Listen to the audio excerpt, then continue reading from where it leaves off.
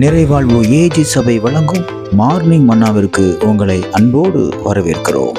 கர்த்தருடைய பரிசுத்த நாமம் மகிமைப்படுவதாக. இந்த நாளில் உங்களை சந்திப்பதிலே மிகுந்த சந்தோஷம். எனக்கு அன்பான தேவனுடைய பிள்ளைகளே, எனக்குன்னு யாருமே இல்லை, எனக்கு ஆதரவா பேசுறதுக்கு யாருமே இல்லை, என் பக்கத்துல நின்று சில காரியத்தை செய்யறதுக்கு யாருமே இல்லை. நிறைய பேர் சொன்னாங்க, நான் கடைசி வரைக்கும் உன் கூட இருப்பேன், நான் உன்னை விட்டு போகவே மாட்டேன், என்ன சூழ்நிலையா இருந்தாலும் உன் பக்கத்துல நான் இருப்பேன்னு சொன்னாங்க. ஆனா இன்னைக்கு அவங்க என் பக்கத்துல இல்லை, நான் ஒரு ஆதரவற்றது போல நான் இருக்கிறேன் அப்படின்னு சொல்லி ரொம்ப திகைச்சு போயிருக்கீங்களா?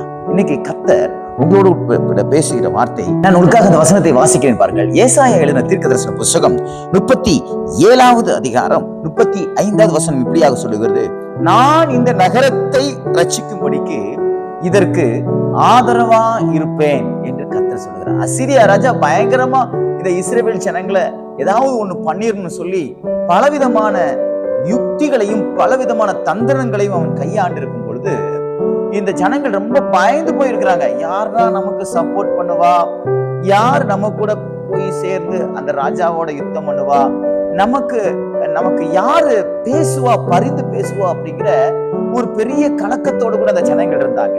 நல்லா கவனிக்கணும், கர்த்தர் இந்த சத்தத்தை கேட்டார். இந்த அதிகாரத்துல சொல்லப்பட்டிருக்கிறது, அசிரியா ராஜா தன்னை துன்படுத்துகிறான் என்று சொல்லி இந்த ஜனங்கள் புலம்பின புலம்பலை கர்த்தர் கேட்டுதான் இந்த வார்த்தை சொல்றார், நான் இந்த நகரத்துக்கு ஆதரவா இருப்பேன்.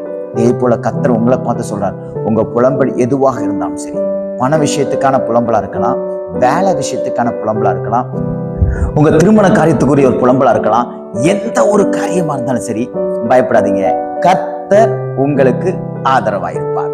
மனுஷன் உங்களுக்கு ஆதரவு இல்லாம இருக்கலாம், உங்க கூட ஒர்க் பண்றவங்க உங்களுக்கு ஆதரவு இல்லாம இருக்கலாம், உங்க வீட்டுல இருக்கிறவங்க உங்களுக்கு ஆதரவு இல்லாம இருக்கலாம், ஏன் உங்க கூட பிறந்தவங்க, உங்க சகோதரர்கள் யாரும் உங்களுக்கு ஆதரவு இல்லாம இருக்கலாம். ஆனா கர்த்தர் சொல்றாரு, நான் உனக்கு ஆதரவா இருப்பேன். உன்னை யாரெல்லாம் ரொம்ப கேவலமா பேசுறாங்களோ, இப்படி பேசிக்கிட்டு இருக்காங்களோ, இந்த தேவன் இவனுக்கு என்ன பண்ண போறார், இவனுக்கு என்ன பண்ண போறார், இவன் ஆண்டவரை தேடி போறானே, இவன் ஆண்டவரை விசுவாசித்து ஜெபம் பண்றான், வேதத்தை வாசிக்கிறான், ஆராதனைக்கு போறான், அப்படி இப்படிலாம் சொல்றானே, இந்த தேவன் இவனுக்கு எப்படி அற்புதம் செய்ய போகிறார் என்பதை நாம் பார்ப்போம் என்று சொல்லி எல்லாரும் எதிர்பார்த்து கொண்டிருக்கிறாங்கல்ல. கர்த்தர் அவங்களுக்கு முன்னாடி உங்களுக்கு எதிராக இருக்கக்கூடிய எல்லா காரியத்தையும் தவிடுபடியாக்கி ஒன்றுமில்லாமல் உங்களுக்காக அவர் யுத்தம் பண்ணி தேவன் உங்களுக்கு ஆதரவா இருக்கிறதை மற்றவர்களுக்கு அடையாளப்படுத்துவார். தேவன் உங்களோட இருக்கிறார், பயப்படாதீங்க.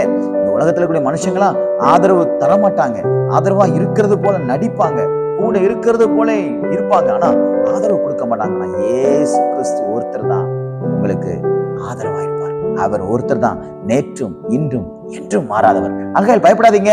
இன்னைக்கு நான் உங்களுக்கு ஒரு ஆதரவு கோலை சொல்லியிருக்கிறேன். ஆண்டவரா இயேசு கிறிஸ்து நீங்க போகிற இடத்துல எல்லாம் உங்களுக்கு ஆதரவா இருந்து உங்களுடைய காரியங்களை எல்லாம் கர்த்தர் ஜெயமாக மாற்றி உங்க கூட கர்த்தர் இருக்கிறார் என்பதை இன்றைக்கு வெளிப்படுத்துவாராக. இந்த நாள் உங்களுக்கு நல்ல ஒரு ஆதரவான நாளாக தேவன் மாற்றி கொடுப்பாராக. God bless you.